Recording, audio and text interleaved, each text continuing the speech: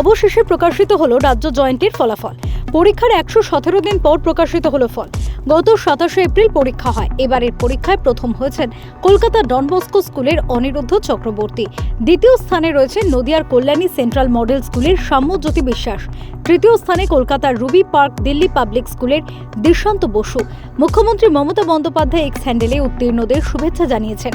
তিনি লিখেছেন, রাজ্য জয়েন্ট এন্ট্রান্স পরীক্ষায় উত্তীর্ণ সকল ছাত্রছাত্রীকে জানাই আমার আন্তরিক শুভেচ্ছা ও অভিনন্দন। তোমাদের অভিভাবক ও শিক্ষকদেরও জানাই আমার অভিনন্দন। যারা কোনো কারণে ভালো ফল করতে পারেনি তাদের মন খারাপ না করে ভবিষ্যতে যাতে ভালো হয় তার প্রস্তুতি নিতে বলবো। আইনি জটিলতায় ফল প্রকাশে অন্যান্য বারের তুলনায় এবার একটু দেরি হলো, কিন্তু আমি বিশ্বাস রাখি সমস্ত প্রতিকূলতাকে জয় করে আগামী দিনগুলিতে তোমরা আরও সফল হবে এবং বাংলার মুখ উজ্জ্বল করবে। 5 জুন জয়েন্ট এন্ট্রান্সের ফল প্রকাশ প্রস্তুতি সেরে ফেলেছিল বোর্ড। আইনি জটিলতায় ফল প্রকাশ করা সম্ভব হয়নি।